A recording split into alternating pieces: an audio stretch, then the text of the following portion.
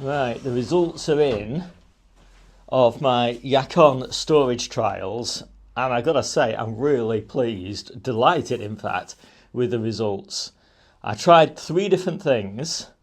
I tried leaving the tubers in the ground, in the compost that they grew in containers, because I grew them in containers. And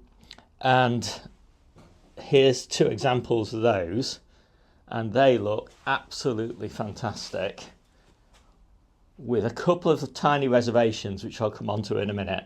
So I am thrilled to bits with those. I also stored them essentially in thick paper sacks, and here's 3 examples of those. And you know, that one's pretty good, that one's reasonable, that one's really wizened and horrible and soft, so I'm definitely just going to throw that one in the compost. These are edible, but they're not going to last very much longer, and there's going to be a bit of wastage on them.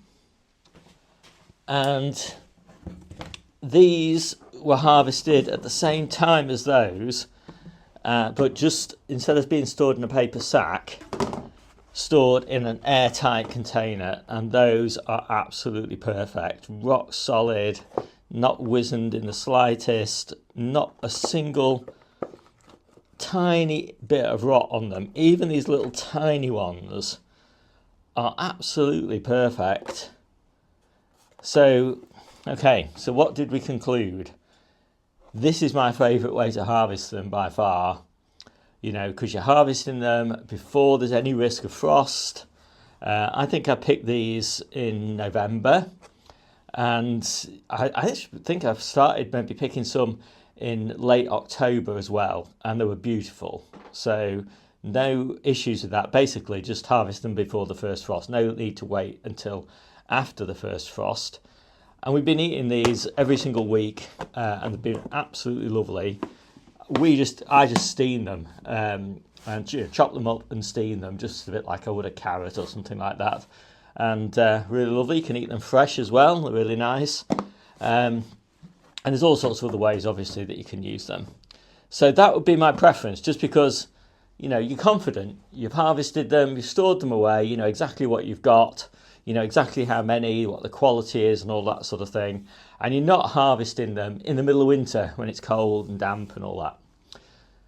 Second option is leave them in the compost. And they're lovely. Apart from, there's a few of them that have split, and they won't keep as well. There's a few of them that have got like the odd little patch on them of, you know, where they're probably going to start to rot. Yeah, starting to rot just a little bit, but just cut that little bit off and they'll be fine. There's a few of the smaller ones where the ends have started to rot. But I mean, like 95% of that harvest is in top-notch condition. Really good. Some of the plants are better than others. I mean, that one, I think, like pretty much every single one is absolutely perfect. I'm going to clean them up so you can see them in all their glory. And yeah, really good. And then my third option, which I don't recommend really, is to store them any other way. So super happy. Now, containers are in the ground. So I've, you know, previous years, for years and years and years, I've always grown Yacon in the ground. You get these huge tubers, often like this sort of size. They're really unwieldy, and I can't get through one of these tubes. That would take me like 2 weeks to get through a tuber like that. So I don't like the big tubers. I really like these small tubers. I think these are perfect. That's like the perfect size for me. So, and you get smaller tubers like this by growing them in containers. And they grow really nicely in containers.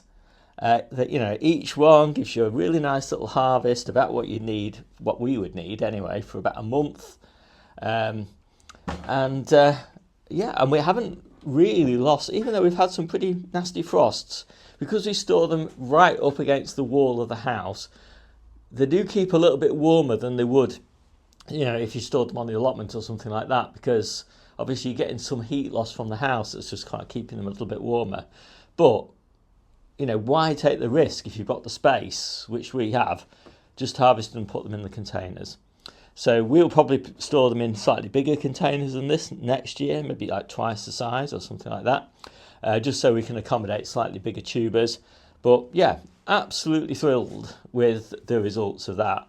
So I'm just going to snap these off now quite carefully.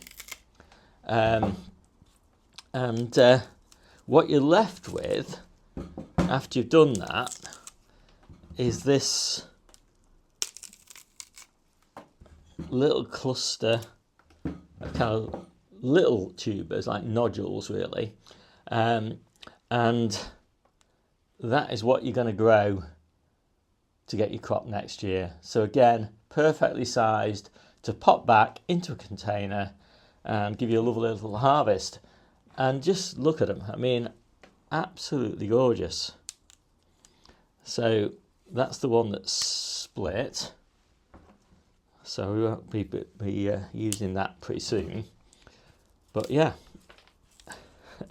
So just a bit more about Yacon, just to complete the picture. So the first thing to note is that Defra, I think it is like a little bit unsure about the disease, the pest potential, I think it is, associated, maybe it's a disease potential, can't remember, of Yacon, because it can, there's a pest or a disease. I really should have sorted this out before I started this video. Anyway, there's something, I'll put it up as an overlay on the video, that is a risk to peppers.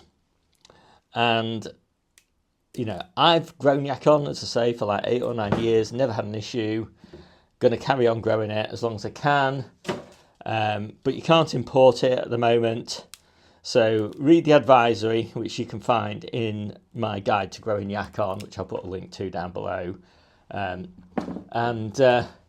Yeah, make up your own mind as to whether you think it's a good idea to keep on growing it. As I said, I think it is.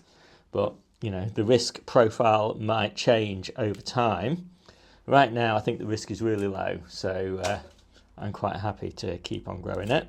Second thing is super healthy, really healthy, especially good for the gut, but more importantly, it just tastes really nice. It's really crispy. Maybe you can just even hear this if I'm trying to snap this. Can you hear that snap?